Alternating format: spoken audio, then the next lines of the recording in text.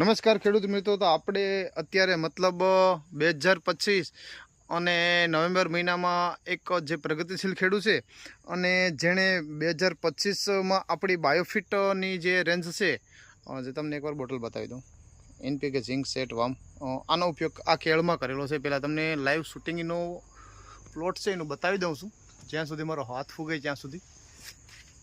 આ એની કેળ છે.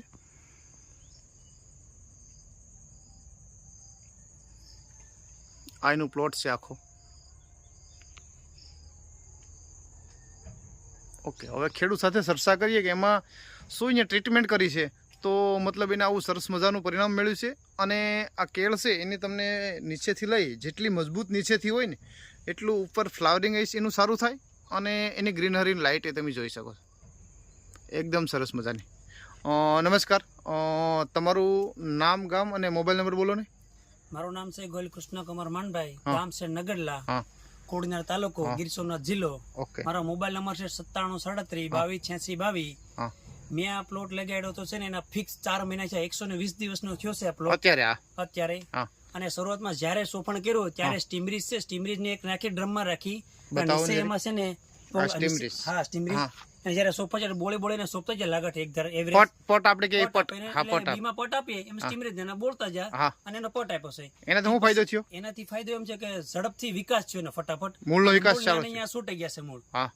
અને બીજું કે એને લીધે મારે એક છોડ ગયો નથી, આમાંથી ડેમેજ મિનિમમ 5 છોડ છે આખા બગીચામાંથી, 5 છોડ છે ઈ પણ મુંડાને લીધે ક્યાં છે, બાકી બીજો કઈ પ્રોબ્લેમ હતો નહીં. ઓકે, અને બીજું શું ટ્રીટમેન્ટમાં કરો છો તમે?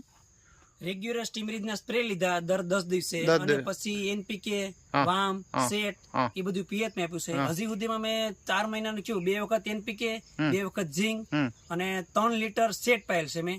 અને વામ મેં 4 વખત પાય છે, 100 ml અલગ અલગ કરીને 4 વખત વારાફરતી પાય છે.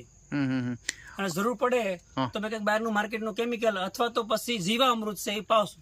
ઓર્ગેનિક પ્રાકૃતિક ખેતી તરફથી 70 થી 90% સુધી મારી ઓર્ગેનિક ખેતી હોય છે. કેમિકલ તો ક્યારેક ઇનકેસ જોઈએ તો, બાકી લગભગ કેમિકલની જરૂર જ નથી પડીશ મારે આમાં.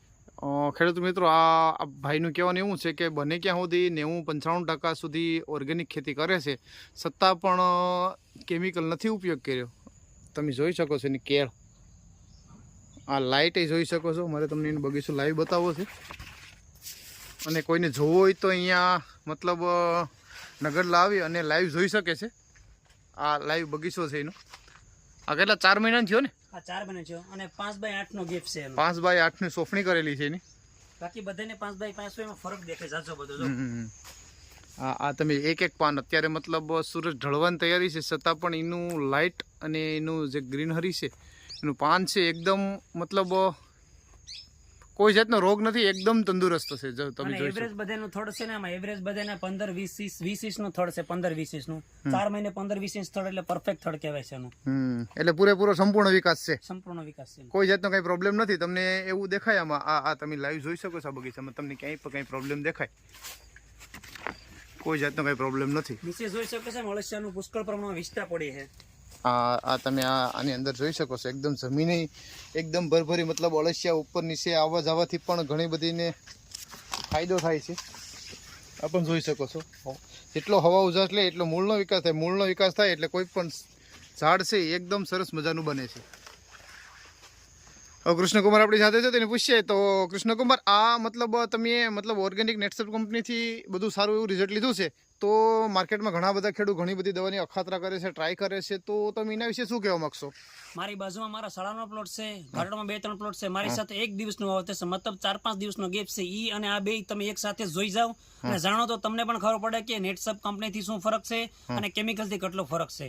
ઈ જોવું જરૂરી છે, જો જાણો તો તમને ખબર પડે.